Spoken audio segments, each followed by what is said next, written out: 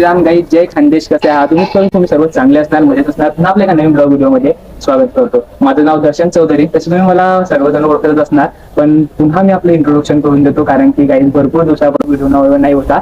पण गाईज आजचा आपला हा फूड ब्लॉग व्हिडिओ असणार आहे, जे की तुम्हाला थंबनेल बघून कळलंच असणार. जळगाव जिल्ह्यामध्ये केळी तर फेमस आहे, पण त्या देखील केळीचे चिप्स सुद्धा भरपूर प्रमाणात फेमस आहे. आणि आपल्या या भागामध्ये गाईज चटणी आणि मीठ टाकूनच केळीचे चिप्स हे विकले जातात. पण आज आपण अशा ठिकाणी जाणार आहोत ज्यामध्ये तुम्हाला भरपूर नवनवीन प्रकारचे फ्लेवर बघायला भेटतील आणि त्यांच्यासारखी आपल्या या रावेर भागामध्ये पुढंच तुम्हाला चव भेटणार नाही. याचं अप्रतिम असे केळीचे चिप्स आपण आज कसे बनतात ते बघणार आहोत. बाकी काही तुम्हाला जर होलसेल भावामध्ये केळीचे चिप्स पाहिजे असतील तर खालती माझा नंबर सुद्धा येतोय. होलसेल भावामध्ये मी तुम्हाला डायरेक्ट ट्रान्सपोर्ट करून देईल, ज्या ठिकाणी तुम्ही सांगतील त्या ठिकाणी. तर ते कसे पेमेंट वगैरे काय असेल ते सर्व आपण कॉलिंग वरती बोलूया. तर चला, उम्मीद करतो तुम्हाला आजचा हा फूड ब्लॉग व्हिडिओ केळी चिप्सचा हा नक्कीच आवडेल. तर चला जाऊया आपण बघायला. काही आपण पोहोचलो आहोत काठियावाडी केळी वेफर्स इथे, आणि हे फक्त एक नाव नाही, ते एक ब्रँड आहे. तर यांना भेटाय आपले जय भाऊ, जे की हेच स्वतः ओनर इथे, हेच चालवतात केळी वेफर्स याला. की आजचं ही जी सगळी कम्प्लिटली जी केळी बनवण्याची जी प्रोसेस आहे, केळी बनवण्याची चिप्सची, तर हे सर्व आपल्याला गाईड करणारे जय भाऊ. बाबा मित्रांनो, हे आपलं छोटासा व्यवसाय आहे. नवीन चालू केला थोडाफार होता. आता एक होलसेल मार्केटिंग म्हणजे स्वतः माझं मार्केट आहे एक रावेर तालुक्यामध्ये. माझी लिमिट आहे, तिथपर्यंत मी पोचू शकतो, तिथपर्यंत मी पोचू शकतो. पुणा म्हणा, यवतमाळ म्हणा, नागपूर म्हणा, खंडवा म्हणा, नेपोळनगर म्हणा, खूप बघत येतोय. अगोदर यांचा जो सेटअप होता भरपूर लहान असा होता, पण भरपूर यांना लोकांनी इतका भयानक प्रतिसाद भेटलेला आहे की आज एवढी भरपूर मोठ्या प्रमाणात वाढलेली आहे. चला, बाकी आता ते आपल्याला सांगतील कशा प्रकारे केळी वेफर ते बनवलं जातात. इथं आपला केळी शिल्ले जातात. इथं आपला एक्सपोर्टचा माल येतो, जो बाहेर विदेशामध्ये आपण पाठवता. केळी चांगले आपण जो बागायती चांगली राहते, तिथं बाहेर देशापर्यंत माल जातो, बाहेर गावामध्ये माल जातो. तो एक नंबर माल क्वालिटी आपल्या इथं आपल्यासाठी उपलब्ध आपण करून घेता. तिच्यामधून कोणी 19-20 बी माल आला तर आपण तो छाटून टाकता. आधी तर केळं शिंदूनच प्रोसेस त्याची चालू होते. त्याच्यानंतर ते धुतले जातात. मग ते धुतल्यानंतर मग ते सगळे प्रोसेस राहते, ते कंटिन्यू चालू राहते. तुम्ही बघू शकता मित्रांनो, तुम्ही इथं केळी शिलली जाते. सर्वात अगोदरची प्रोसेस ही केळी शिलण्यापासून होते. आणि हा जो माल बघताय तुम्ही केळीचा, हा नंबर 1 माल आहे. केळी वापरण्यासाठी लो क्वालिटीचा केळी ही वापरली जाते, पण इथं A1 क्वालिटीची ही केळी वापरली जाते.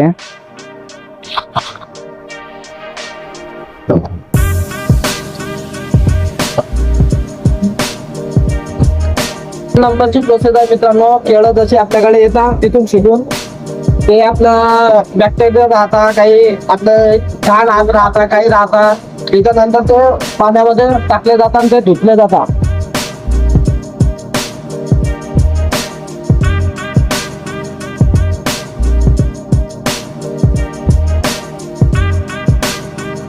प्रोसेस गाईस तुम्ही बघितली की कशा प्रकारे केळं ही शिलले जातात. आणि त्यानंतर नंबर 2 ची प्रोसेस, इथं जी केळी असते ते त्याला काही खराब हात वगैरे लागले जातात. त्यानंतर काही घाण वगैरे चिकटपणा असतो, तर तो अशा प्रकारे पाण्यात धुतला जातो. बाकी आता नंबर 3 ची प्रोसेस काय असते त्याला काढल्यानंतर आता हे मशीन आहे, या मशीन मध्ये केळं टाकून माल निघते.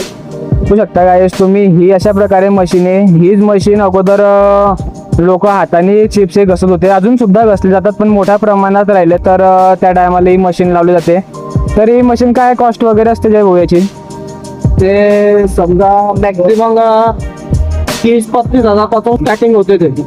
मग जशी क्वालिटीनुसार तुम्ही मार्केटिंग असते त्यापर्यंत घेऊ शकता. 35, 40, 45, 50, 1 लाखच्या वर सुद्धा मशीन आहे. हे एवढ्या क्वालिटीमध्ये मशीन राहतात आणि त्याच्यामध्ये चेंजेस होत राहतात. आणि यामध्ये आपण कशा कशा टाईपचे चिप्स काढू शकतो? त्याच्यामध्ये 3 प्रकारे आपण वेफर काढू शकता. चिप्स एक गोल मध्ये काढू शकता, एक लंबे वेफर काढू शकता, एक अंडा काढू शकता. इंदोरी सुद्धा म्हणता, काही लोक इंदोरी सुद्धा म्हणतात. सर्वात जास्त सेल होणारे चिप्स कोणते भाऊ? अंडाकृती की कोणते, गोलवाले की लंबेवाले? गोल आणि लंबा. सगळ्यात जास्त माझा माल गोल जातो आणि त्याच्यानंतर लंबा माल जातो. आणि 3 नंबरला अंडा माल जातो. ऑर्डर नुसार मी माल काढतो. एकदा भाऊ आम्हाला मशीन लावून दाखवा बरं, कशा प्रकारे चिप्स करते ते मशीन. सध्याच तरी काही जिथं अगोदर यांनी केलेले हे चालू आहे माल काढणं. हा माल काढला गेल्यानंतर आता जय भाऊ आपल्याला मशीन मध्ये केळ टाकून दाखवतील कशा प्रकारे चिप्स हे तयार केले जातात. तर बघू शकतो तुम्ही कशा प्रकारे भट्टी आहे ही.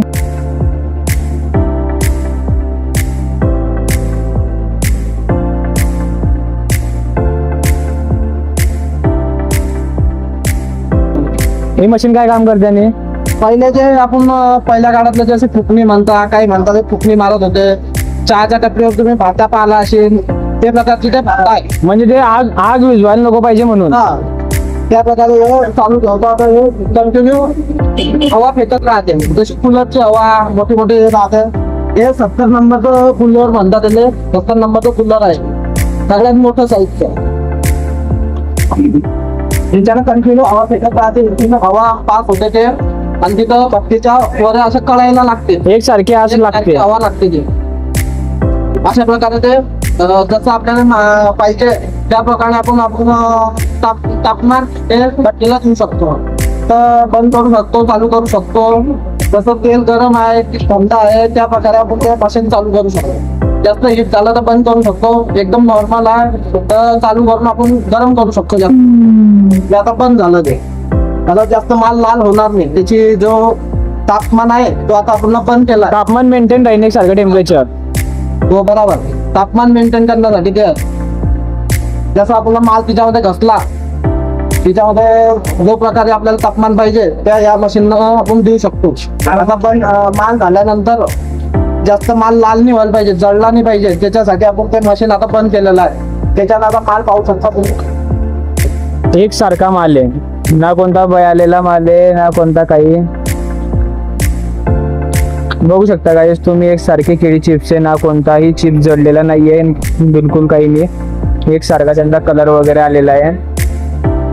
तर अगोदरचा काही जो भट्टीतला माल होता तो काढला गेलेला आहे आणि आता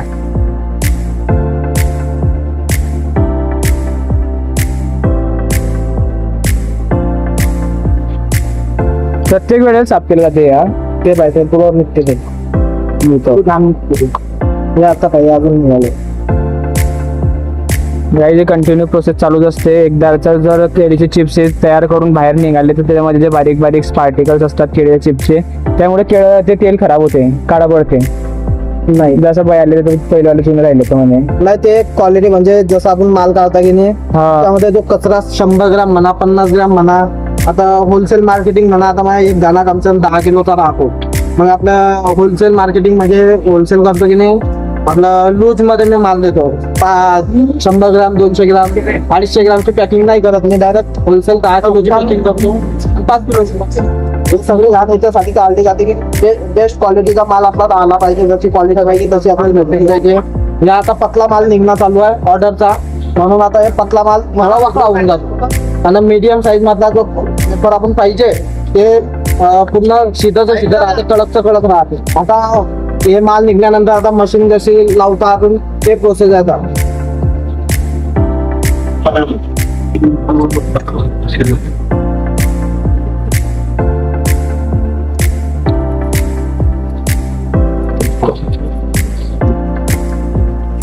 तर अशा प्रकारे काही केळं घेतल्यावरती ते त्या मशीनमध्ये टाकायचं आणि त्यानंतर बघा कशा प्रकारे केळीचे चिप्स खालती पडतात. तर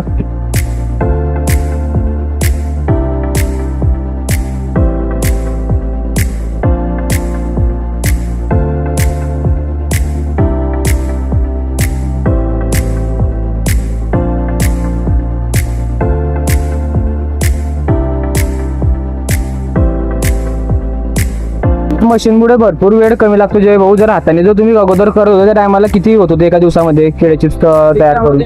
हाताने काढत होतो तेव्हा पहिले म्हणजे नवीन केलं तर मी ना मतलब तेव्हा 170 180 200 किलो प्रमाणे काढू शकत होता. आता मशीन 5 मिनिटात एक गाणा एक कॅरेट सुटून जाते याच्यामध्ये.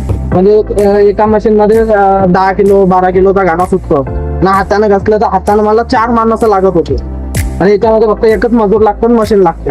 त्याच्यानं फटाफट होते. म्हणजे प्रॉफिट मार्जिन जास्त आहे. प्रॉफिट जास्त आहे तिच्यामागे. आपली जसं माणसं बी आपल्याला कमी लागतात.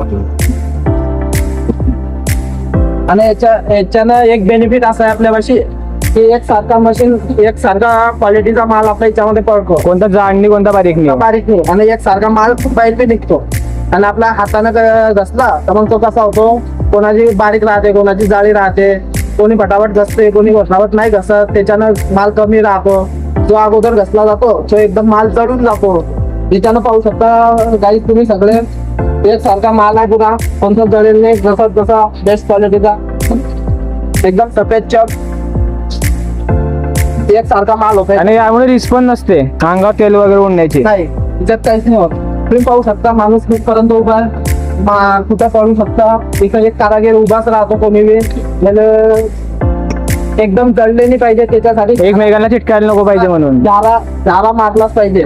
त्याच्यानं काय होते, जे आपले नवीन वेपर राहतात ते खालीवर राहतात, जे अगोदर बुडून जातात मीडियम साईज मध्ये होणार, काही साईज मध्ये होणार, त्यांची रोलिंग चालू असते, एकदम जळत बी नाही आणि काहीच होत नाही. खालतीवरती होत असतात, खालतीवरती होत असतात म्हणून. आता याला किती टाइम लागेल तरी? त्याला 10 मिनिटं 10 मिनिटानंतर बाहेर काढून घ्यायचं. 10 मिनिटांनी. जसं मालाचं जसं आता एक गोष्ट हे आहे, कारागीर जसा कारागीर असतो की नाही, त्या हिशोबानं भट्टी चालते.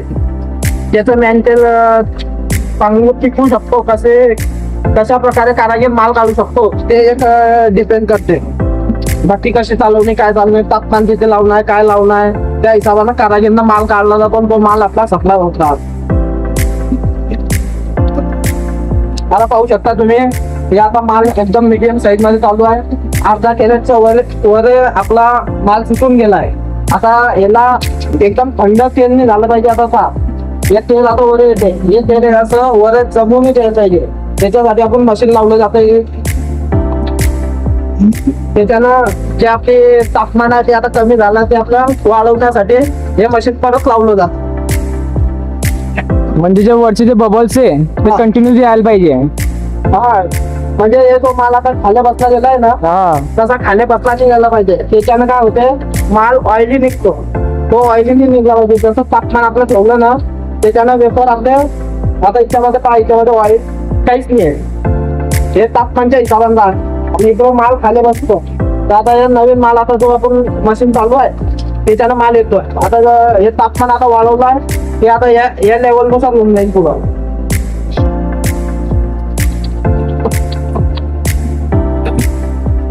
अशा प्रकारे काही प्रोसेस आहे. आता 10 मिनिटांनंतर हे ते जे चिप्स आहे तेलातून काढले जातील आणि अशा प्रकारे चिप्स एकदम बघा, आवाज ऐकू शकतो तुम्ही. हे बघा किती क्रंची असे केळीचे चिप्स आहे. सो आता आपल्याला किती किती टाईपचे केळीचे चिप्स इथं बघायला भेटतील, जसं मी तुम्हाला अगोदर इंट्रो मध्ये सांगितलं.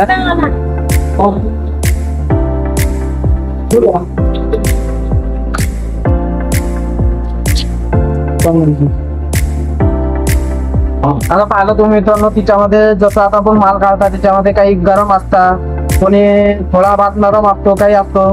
ते इथं घेऊन सुकवला जातो. तिच्या पूर्ण प्लेन करून पंखा लावला जातो. त्याच्यानं हवा खाल्ली जाते, मग ते थोडे कडक होऊन जातात. जो वेपर आपले थोडेफार नरम निघले, काय निघले ते थोडे कडक होऊन जातात. त्याच्यानं आपलं जसं वाटर इतर राहिलं, काही राहिलं, त्याच्यामध्ये एखादी मशीनला केळं सुटलं, काही सुटलं, ते केळं सुटून गेलं तिच्यामुळे माल आपला खराब होऊ शकतो.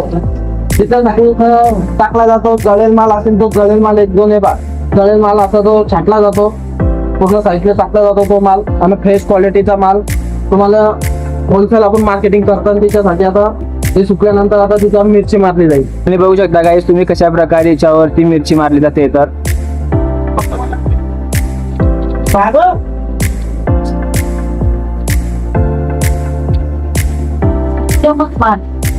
आणि बघा गाईस, जशी चटणी टाकली गेली तसं त्याला खालतीवरती केलं जाते, म्हणजे प्रत्येक चिप्सला ही चटणी लागली जायला पाहिजे म्हणून.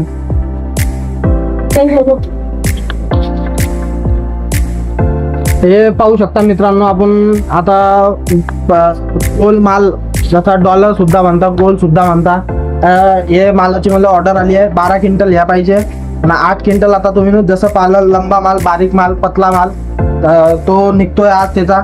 अशी मला 20 क्विंटलची ऑर्डर आहे. अशी आता हे चाललाय माल माझा होलसेल. तर बघू शकता गाईस तुम्ही कशा प्रकारे मालाची ही पॅकिंग केलेली असते. तर कम्प्लीट गोलमाल आहे हा. सॉल्टेड आणि तिखट. सॉल्टेड आणि तिखट या 2 फ्लेवर मध्ये आहे. आता पाहू शकता मित्रांनो, जसं आता तुम्ही गोलमाल लंबामाल दोन्ही पाहिला, तिच्यामधले आता माझ्याकडे कोणते कोणते प्रकारचे आहे, कोणते कोणते व्हेरायटी माझ्याकडे ठेवली जाते. सगळ्यात पहिले आपला टमॅटो आहे, ते टमॅटो सारखा खट्टा मिठ्ठा लागतो. दुसरा नंबर पुदिना या उपासाला चालतो. त्याच्यानंतर काळी मिरी, आपलं पेपर सॉल्ट बी म्हणतात तिच्यामध्ये. आपला मॅगी मसाला, जशी आपण मॅगी खाताना तशीच मॅगी प्रकारचं आपलं वेफरमध्ये ते मसाले टाकून तशी टेस्ट दिली जाते. त्याच्यानंतर सॉल्टी काळं मीठ टाकलं जाते तिच्यामध्ये, जसं उपासाला चालतो तो. मसाले म्हणजे आपले तिखट मिरचीवाले मसाला म्हणतात. चीज प्रकारे, आता चीज तर सगळ्या भरपूर लोकांना माहिती आहे. मध्ये चीज मसाल्यामध्ये बी आपल्यापाशी वेफर आहे. त्याच्यानंतर बटाटा आलू वेफर ते सुद्धा आहे. फराळी चिवडा आहे आपल्यापाशी. मग केळीचा चिवडा आहे, फराळी चिवडा आहे. 2 प्रकारचे चिवडा सुद्धा आपण जो फराळी चिवडा आहे तो बटाट्यापासून तयार केला जातो का?